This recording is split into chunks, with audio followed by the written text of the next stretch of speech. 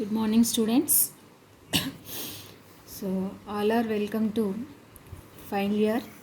So, in our fifth sem, all 60 universities have the one of the paper as Java programming. So, before discussing Java, so first of all, we have to discuss about Java is object-oriented programming language. So, we know that CPP is also object-oriented programming. So, first of all, we have to discuss about what is the object oriented programming. So in object oriented programming is one of the most important and interesting and which is also useful in software development. So it is very useful. So using this object oriented here, using this object oriented, so budget is decreased, that means development cost is decreased.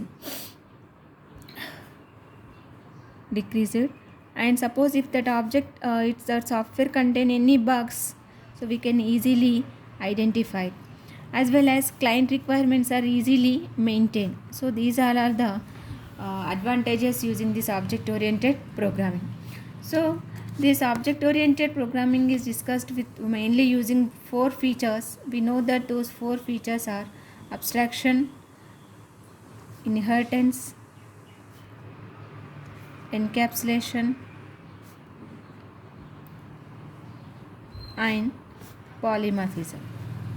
So these are the 4 features in object oriented programming languages. So before going to object oriented programming, so first of all we have to discuss about what is the need of object oriented programming. So coming to the need of object oriented programming, so first of all we have to discuss about what are the disadvantages are there in previous programming languages like procedural languages. So in the procedural languages, so here different procedural languages are there. So those procedural languages are C, Pascal. So these all are the procedural languages. So in these procedural languages, some disadvantages are there. Those disadvantages are, so whenever the programmer write any program to fulfill certain tasks, that programmer can write some list of instructions. So here, suppose if the program size is, program is very complex, in that case number of instructions are very large. So that the program is very complexity is there. So to avoid that one, some structured programming is introduced. So in this structured programming, the program is divided into number of small programs. That means large program can divide into number of small programs. Even though if the program is very complex or it contains some large set of instructions, again that each and every small program is also contains some set of instructions. So these are the disadvantages using that means this purpose, that means in the procedural languages mainly 2 disadvantages are there. That is, one is the global data is not accessible, that is all the clients are not used this data, that means only global data, that means only local data is accessible by the clients. And it also pure mapping, so another disadvantage is pure mapping to the real world, that means pure mapping is there, that means this is not reached to the real world applications. So here some other problems also there. In procedural languages only predefined data structures are there. Using these predefined data structures like integer and float, so some other data structures are there, data types are there. So we are not developed any complex not maintain any complex data like date type. So this date type contains 3 values, that is a date, month, and year.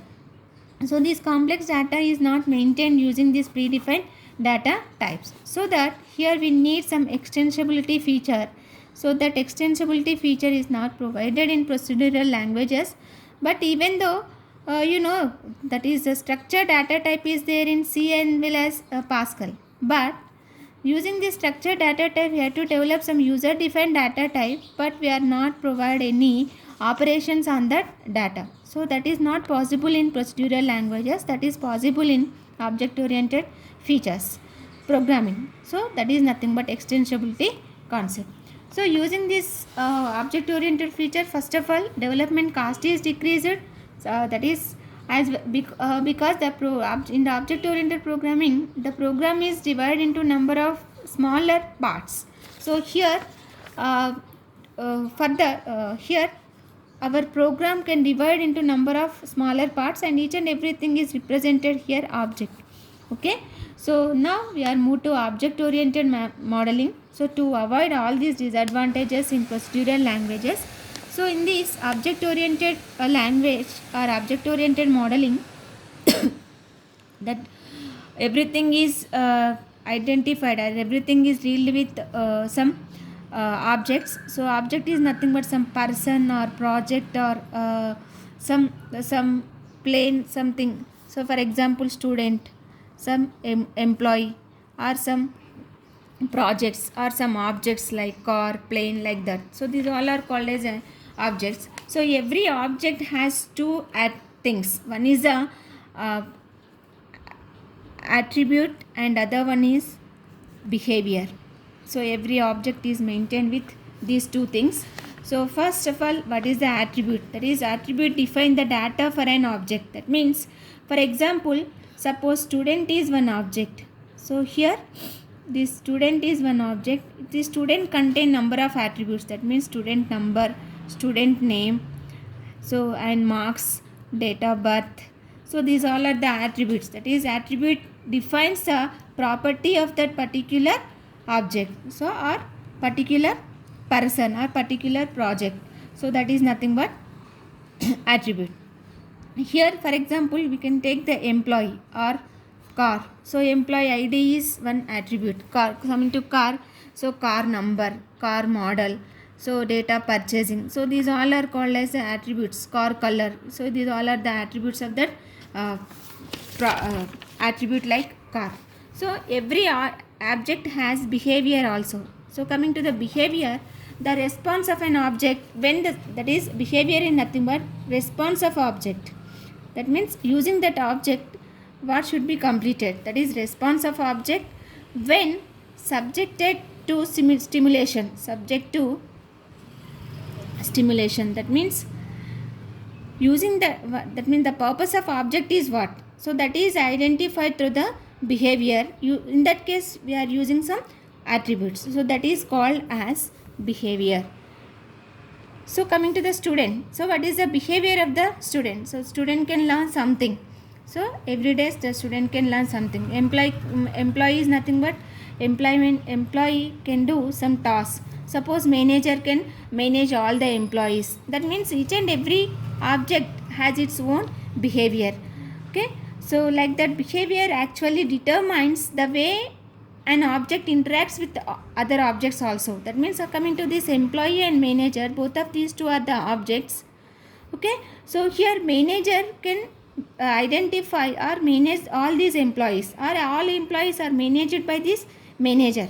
So that behavior gives or it determines the way in which the other objects are that means how the other objects are interacted with this object. That is nothing but behavior.